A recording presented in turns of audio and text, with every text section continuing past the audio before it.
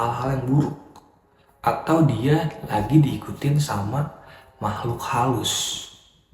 Dan lebih parahnya lagi, dia bisa jadi korban santet.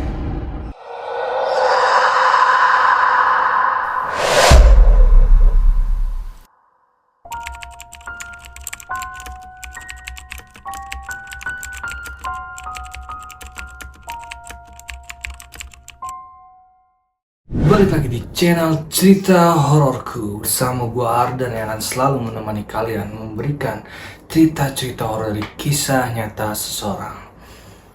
Terima kasih buat kalian yang udah nonton videonya. Semoga kalian ditambah rezekinya, dimudahkan segala urusan-urusannya. Amin. Di video kali ini gue bakal ceritain kisah nyata dari seorang pria yang bernama Hanafi. Nama Hanafi ini namanya kita samarkan ya, bukan nama aslinya. Jadi, di cerita ini si Hanafi tuh lagi ada bisnis ke Bandung. Dia nginep lah di salah satu hotel itu. Nah, di hotel inilah si Hanafi diteror dan diganggu semalaman.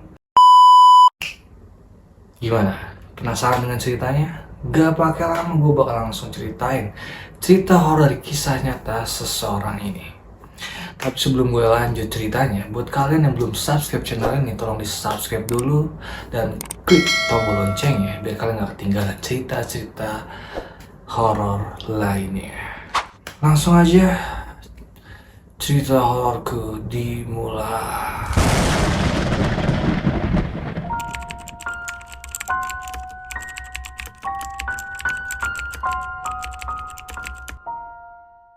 Jadi sore itu hari Kamis, tepatnya si Hanafi sudah sampai nih di stasiun Bandung. Nah, si Hanafi dari stasiun Bandung ini mutusin buat jalan kaki lah tuh ke salah satu hotel yang dekat stasiun itu, yang udah dia order atau udah pesan lewat internet.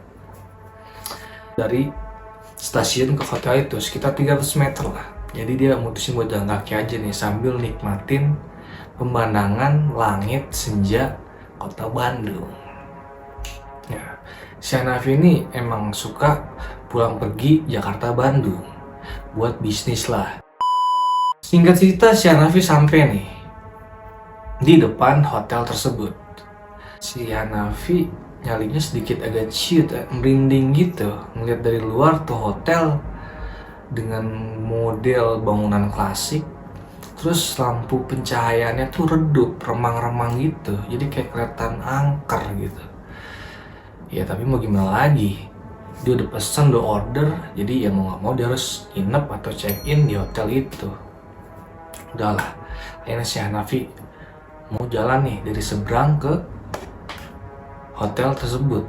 Pas lagi jalan, tiba-tiba kakinya si Hanafi kayak ada yang megang. Dia kaget, dia nengok tuh. Pas dia nengok, ternyata bapak ya umur 40 tahunan lah. Dan dia tuh ngemis lah, istilahnya minta makan atau uang lah ke si Hanafi. Tapi emang pada saat itu si Hanafi tuh lagi gak megang cash. Akhirnya ya mohon maaf, si Hanafi gak bisa ngasih dan gak ngerespon banyak lah. Dia mau lanjut jalan lagi. Pas dia lanjut jalan lagi, tiba-tiba si bapak itu bangun. Terus kayak maki-maki si Hanafi, nggak tahu kenapa. Si Hanafi bingung dong lah, kenapa nih bapak kok jadi ngomel-ngomel. Udah gitu ngomelnya pakai bahasa Sunda. Si Hanafi kan orang Jakarta, jadi dia nggak ngerti tuh si bapak itu ngomong apa. Orang ngomel-ngomel pakai bahasa Sunda. Udah tuh si Hanafi hirauin bapak-bapak itulah, dia tetap jalan tuh ke hotel itu. Tapi pas sampai depan pintu hotel, si Hanafi kepikiran tuh, sempat kepikiran lah perkataan si bapak-bapak itu, kayak ada kata-kata ancaman lah, kayak awas kamu. Sampai resepsionis dikasih lah kunci kamar. Ternyata si Hanafi dapat kamar di lantai 2 paling pojok. Berangkatlah dia ke lantai 2. Sampai kamar ya gak ada yang negatif lah, maksudnya gak ada yang aneh-aneh lah, kamarnya biasa-biasa aja. Masuk sampai kamar ternyata udah maghrib. Dia sholat maghrib lah tuh si Hanafi. Selesai sholat maghrib, si Hanafi video call istrinya nih, mau ngabarin kalau dia udah nyampe di Bandung, udah di hotel juga. Sambil ngobrol-ngobrol lah banyak lah si Hanafi sama istrinya ini. Selesai ngobrol ternyata udah Isya. Akhirnya si Hanafi mutusin buat sholat Isya tuh. Selesai sholat Isya, si Hanafi tuh ambil laptopnya. Dia bikin presentasi lah, materi presentasi buat besok ke kliennya. Selesai, dia bikin presentasi, dia mandi nih. Selesai mandi, dia baru mau rebahan, sekitar 7:30 telepon hotel kamar itu berdering nih. Dia diangkat sama Hanafi. Pas diangkat ternyata dari petugas hotel itu mau nawarin jasa pijat. Emang karena si Hanafi nggak biasa pijat-pijat gitu sama perempuan apalagi. Akhirnya ditolak lah sama si Hanafi. Maaf mbak, kayaknya enggak deh, terima kasih. Udah selesai, dia coba rebahan nih. Karena kan emang capek banget perjalanan, lelah banget dari Jakarta ke Bandung. Dia coba rebahan, ketiduran lah dia. Sekitar jam 10-an, dia kebangun tuh. Karena ngedengar di luar kamar tuh rame banget. Nggak tahu ada apa, akhirnya dia keluar nih. Pas udah keluar kamar, di luar banyak orang tuh. Ternyata ada gempa di daerah Banten dan berpotensi tsunami saat itu. Sempet panik dong. Ya tapi nggak berdampak terlalu besar lah ke daerah Bandung ini kan, itu di Banten. Gak lama si Hanafi keluar itu, handphonenya yang di kamar berdering nih. Si Hanafi balik lagi tuh, tutup pintu, angkat handphonenya. Ternyata istrinya nelfon. Istrinya khawatir aja tuh, soalnya kan ngeliat berita ada gempa, takutnya si Hanafi ini kenapa-kenapa di hotel. Tapi emang gak apa-apa, si Hanafi ya bilang gak kenapa-napa, maksudnya gak berdampak terlalu besar lah sampai ke hotel itu, aman-aman aja. Udah akhirnya mereka lanjut ngobrol tuh, karena kan udah bangun nih Hanafi nggak bisa tidur lagi, jadi ngobrol dulu lah tuh. Ngobrol nggak berasa jam 11 lewat lah. Selesai nih, istrinya mau tidur juga. Si Hanafi juga mau lanjut tidur. Nggak tahu kenapa, pas si Hanafi mau lanjut tidur itu, kayak dia tuh gelisah gitu. Kayak nggak nikmat aja nih posisinya. Jadi dia ganti-ganti posisi mulu, ke kanan, ke kiri. Pokoknya gelisah lah, nggak nyaman lah. Jadi si Hanafi tuh ngerasa kayak ada seseorang yang ngeliatin dia. Sampai pas dia balikin badan lagi tuh ke sebelah kiri, si Hanafi nemuin lah tuh gumpalan rambut yang kusut panjang di samping bantalnya. Kaget dong, bingung, lah ini rambut siapa? Rambut dia kan pendek. Terus tiba-tiba ada di bantal, samping bantalnya si Hanafi itu. Apa iya ini rambut orang yang sebelumnya check-in di sini? Tapi masa iya sih petugas hotel nggak bersih-bersih? Disingkirin lah tuh rambut itu ke bawah kasurnya Hanafi. Disingkirin, nggak tahu kenapa si Hanafi tiba-tiba inget perkataan temennya dulu. Nah si temennya nih ngomong, kalau ada seseorang yang tiba-tiba nemuin gumpalan rambut secara misterius, itu tandanya dia bakal mendapatkan hal-hal yang buruk, atau dia lagi diikutin sama makhluk halus. Dan lebih parahnya lagi, dia bisa jadi korban santet. Wah udah tuh, Hanafi udah gak karuan tuh pas inget kata-kata temennya itu. Dia istighfar terus dalam hati, astagfirullahaladzim, astagfirullah sebanyak-banyaknya. Udah gemeteran tuh, udah merinding, bulu kuduk udah wah berdiri dah, pokoknya udah deg-degan, udah lemes banget dah, udah gak karuan banget. Akhirnya si Hanafi coba nih buat ngambil tuh rambut yang di bawah kasurnya, buat dilempar ke tong sampah kamar itu. Diambil, dilempar lah tuh. Udah si Hanafi lanjut tidur. Pas lagi mau lanjut tidur lagi, itu sekitar jam 12-an lah. Si Hanafi jadi kepikiran yang aneh-aneh nih. Apa jangan-jangan itu rambutnya kuntilanak, atau bebek gombel, atau hantu yang sejenisnya lah yang punya rambut panjang. Udah gak karuan nih mikirnya, sambil merinding deg-degan gitu kan. Udah kepala badan udah lagi lemas ya kan, habis dari Jakarta ke Bandung. Dan gak tahu kenapa setelah itu malamnya kayak gerah banget tuh kamar.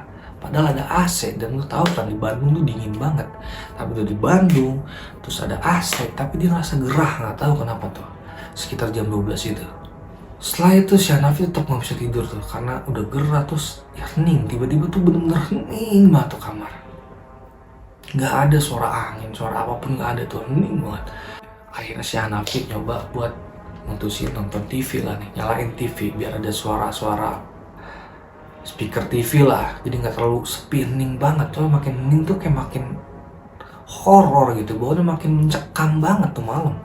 Nyalain TV, dikira dia nyalain TV wah bakal lebih tenang nih. Ternyata tiba-tiba pas dia nyalain TV, dia dengar suara ketawa perempuan.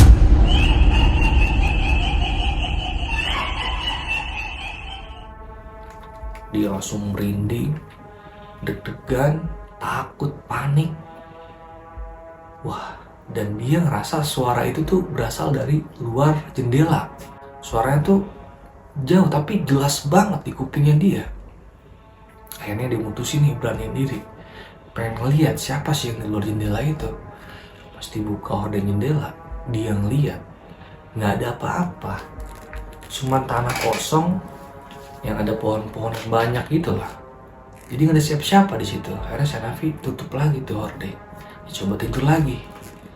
Pas coba tidur lagi sekitar jam 1-an, telepon hotel berdering lagi nih.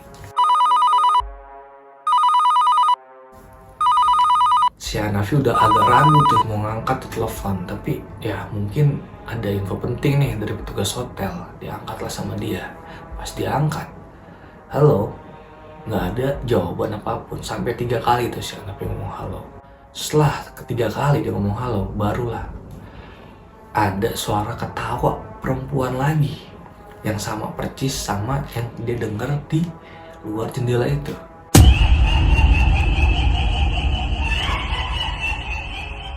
Makin merinding dong, makin lemes tuh lututnya.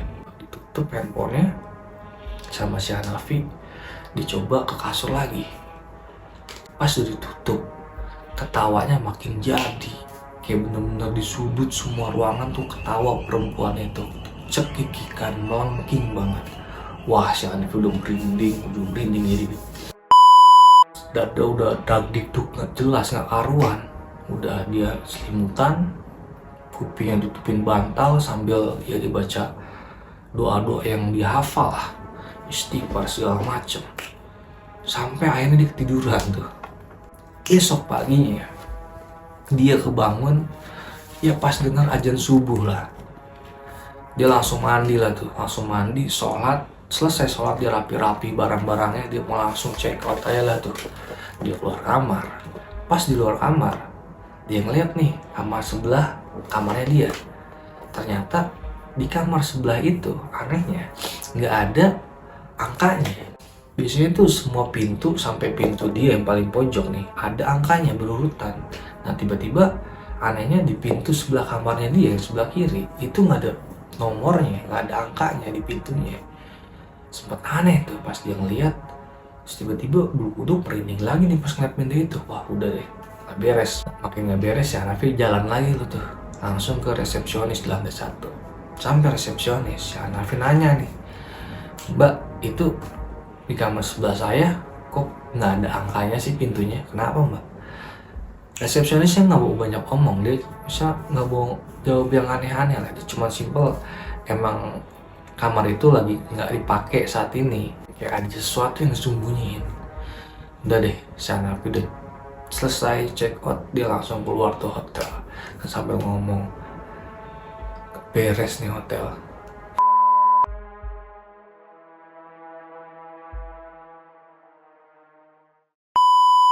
Gimana kalau kalian jadi si Hanafi tuh, diketawain semalaman sama kuntilanak atau makhluk apalah itu? Kalau gue sih jadi Hanafi, gue gak bakal tuh lanjutin tidur, gue langsung check out malam itu juga. Oke, terima kasih buat kalian yang udah nonton video ini dari awal sampai akhir. Jangan lupa subscribe, like, comment, dan share videonya biar gue makin semangat bikin video-video cerita horor yang lebih menyeramkan. Sampai jumpa di cerita-cerita horor selanjutnya. Salam cerita hororku.